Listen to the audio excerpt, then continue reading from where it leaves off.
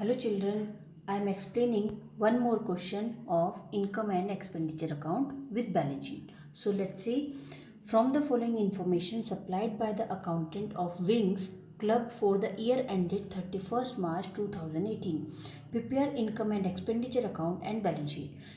यहाँ पर आपको बनाना है कि बैलेंस शीट कैसे प्रिपेयर करें. Receipt and payment account, balance BD, subscription, entrance fees, income from entertainment, sale of old periodicals. Total 64,800. Investment, furniture, salaries, stationery, electricity charges, balance carried down 20,000, 10,800, 9,000, 2,400, 4,800, 17,800. Total is 64,800. Additional information has provided. The club has 400 members, each paying an annual subscription of rupees 100.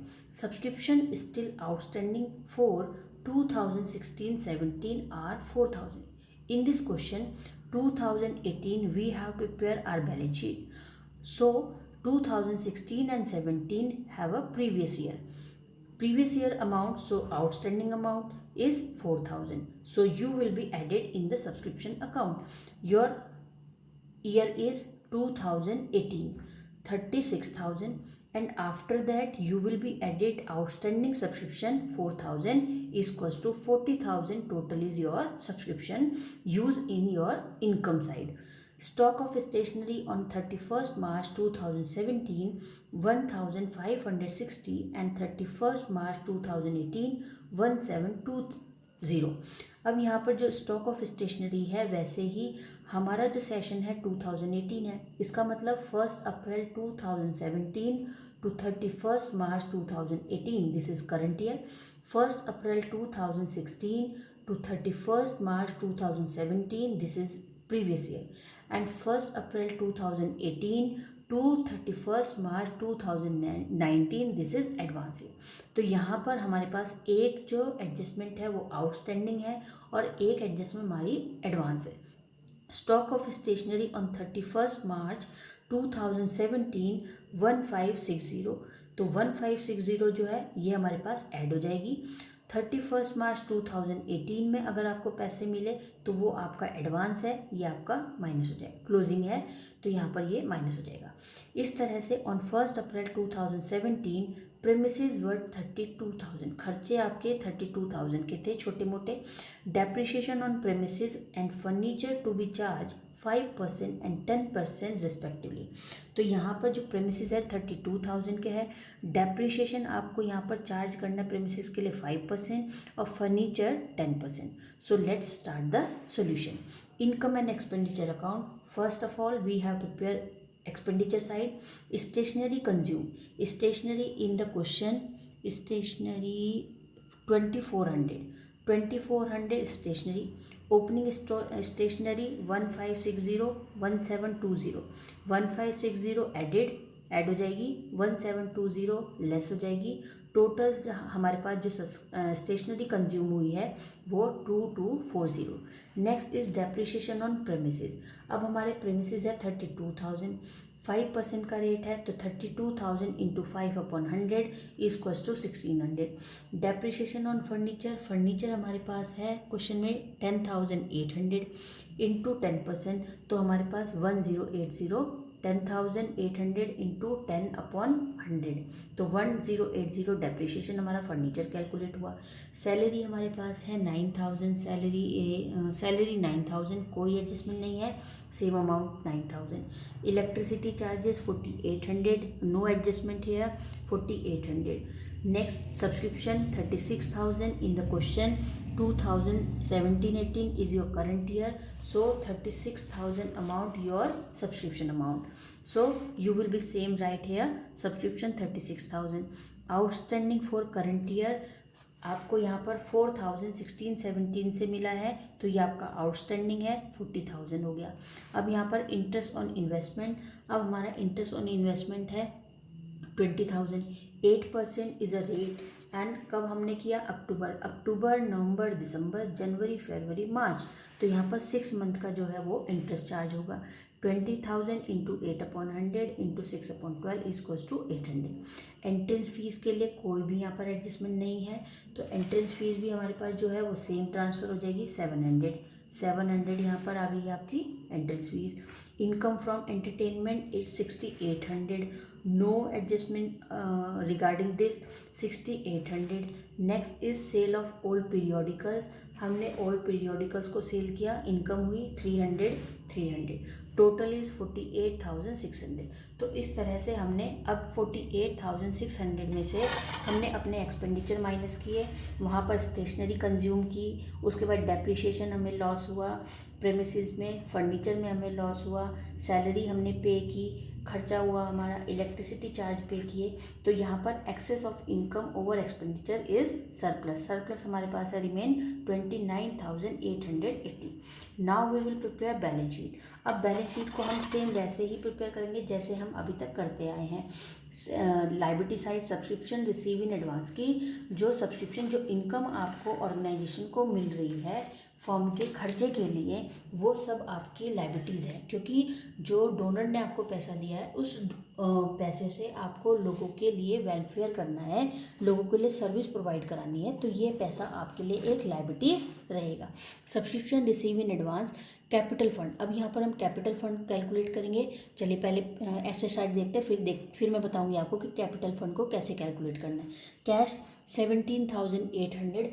अब हमें जो cash है वो हमें balance carried down में given था question में, जो क्लोजिंग है balance carried down 17,800, this is the cash हमारे पास बैलेंस है। तो यहाँ पर ये आ जाएगा हमारा कैश 17,800।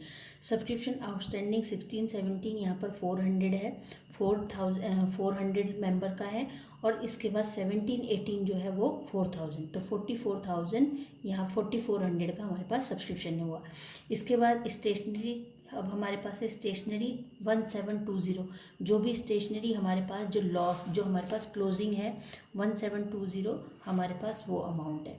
इसके बाद प्रेमिसेस हमारे 32,000 के थे, डेप्रिसिएशन माइनस हो गया, 30,400 का हमारा प्रेमिसेस का डिफरेंस है जो रिमेन अमाउंट है। नेक्स्ट फर्नीचर 10,800 का था, डेप्रिसिएशन 1080 माइनस हुआ, now the remaining furniture amount is 9720। Next investment in securities, investment in securities 20,000 provide in the question, so same amount will be use 20,000, और आपको इस पे इंटरेस्ट जो मिला है वो आपका ऊपर आ चुका है इनकम साइड में। इंटरेस्ट एक्वर्ड ऑन इन्वेस्टमेंट 800, तो यहाँ पर अब हमारे पास एसेट जो है 84,840 की है। So now how we prepare capital account, so now the capital fund, first of all we have calculate subscription outstanding is 400 rupees, so subscription outstanding 400। तो सबसे पहले अब हमारे पास जो सब्सक्रिप्शन हमें मिला 400, कैपिटल फंड का मतलब है कि जो पैसे आपको मिले करंट ईयर में एज ए सब्सक्रिप्शन, उन सब आउटस्टैंडिंग या एडवांस को हम उसमें प्लस कर देते। सब्सक्रिप्शन आउटस्टैंडिंग हमें यहाँ पे मिला है 400। नेक्स्ट स्टेशनरी 1560 की हमारे पास जो है स्टेशनरी हमने कंज्यूम की, आउटस्टैंडिंग जो थी 1560, stationery outstanding 1560। Next is premises हमारे पास जो खर्चे हमने किए हैं 32,000 के हमारे प्रीमिसेस हैं। नेक्स्ट कैश, अब हमारे पास जो रिमेन है कैश वो है 20,000, कैश 20,000, सो टोटल इज 53,960। अब हमारे पास जो सब्सक्रिप्शन है वो टोटल अब 53,960, इसी को हम कैपिटल फंड कहते हैं। जब हम बैलेंस शीट में ट्रांसफ़र करेंगे तो बैलेंस शीट में अब हमारे पास क्या आ जाएगा, सब्सक्रिप्शन रिसीव इन एडवांस, कि ये जो सब्सक्रिप्शन रिसीव हुआ हमें 1,000 का एडवांस में हुआ, ठीक है। इसके बाद कैपिटल फंड 53,960 प्लस सरप्लस जो आपके पास ये रिमेन हुआ है इनकम एक्सपेंडिचर में, अगर सरप्लस है तो ये इधर आ जाएगा, और अगर डिफिसिट है तो माइनस हो जाएगा, तो ये प्लस हो गया, तो ये हमारे पास जो कैपिटल फंड बन गया। कैपिटल फंड का मतलब है कि अब आपके पास ये क्या है, पैसा है बचा हुआ, लेकिन ये आपके ऊपर एक लायबिलिटी है, क्योंकि ये जो पैसे बच जाते हैं ये पैसे किसी के भी इंडिविजुअल अकाउंट में यूज़ नहीं होंगे, आपको इनको खर्च करना ही पड़ेगा। तो तो जब तक आप इनको खर्च नहीं करेंगे तब तक ये कैपिटल फंड रहेंगे और आपके ऊपर एक लायबिलिटी रहेगी, और जब आप इनको यूज़ करेंगे तब आपके उससे एसेट्स जो है वो अरेंज होगी। तो इसीलिए हम इसको यहाँ पर कैपिटल, जब हम सिंगल ओनर का अकाउंट प्रिपेयर करते हैं तो वहाँ पर हमेशा कैपिटल लिखा था। कैपिटल का मतलब किसी ओनर की अपना इन्वेस्टमेंट, कि उसकी कितनी इन्वेस्टमेंट है।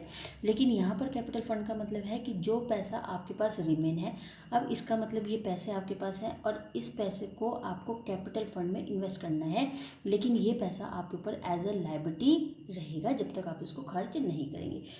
तो बच्चों इस तरह से आज ही मैंने आपको एक और क्वेश्चन बताया जिसमें आपको income expenditure plus balance sheet कैसे हमें प्रिपेयर करनी है, ये क्वेश्चन मैंने आपको समझाया। तो यहाँ पर आप लोग income expenditure plus balance sheet इस दोनों ही क्वेश्चन को बहुत ध्यान से पढ़िएगा, क्योंकि 6 मार्क का क्वेश्चन है ये हमारा बोर्ड में, और कंपलसरी क्वेश्चन है। ये एक क्वेश्चन है जो 6 मार्क का आता ही आता है, ठीक है। तो अब आपका जो यूनिट है या जो टर्म है, इन सब एग्ज़ाम में जो एक एक्चुअल फॉर्मेट में जो हमारे पास क्वेश्चन आते हैं या जो एक्चुअल फॉर्मेटिंग में क्वेश्चन यूज़ होंगे, सेम उसी तरह से क्वेश्चन आपको प्रोवाइड किए जाएंगे। ऐसा नहीं है कि क्वेश्चन को हम शॉर्ट कर देंगे या वो आपको इनकम्प्लीट वे में देंगे, नहीं, सेम प्रॉपर वे में क्वेश्चन यूज़ होगा जैसा हमारे बोर्ड एग्ज़ाम में होता है। तो यहाँ पर अगर मैं अपने यूनिट के एग्ज़ाम की बात कर रहे हैं तो हम यूनिट में भी मैं आपको income expenditure with balance sheet का क्वेश्चन ही दूंगी। तो इसलिए आपको income expenditure plus balance sheet prepare करनी आनी चाहिए। So children, these question will be concentrate learn, और तो ये जो क्वेश्चन है इसको कॉन्सेंट्रेटली लर्न करिएगा, और जो भी अपने एनसीईआरटी के क्वेश्चन है उनको according this format you will be solve, आप सॉल्व करिएगा। और अगर उसके बाद भी कोई प्रॉब्लम है तो you can be ask. Okay, thank you.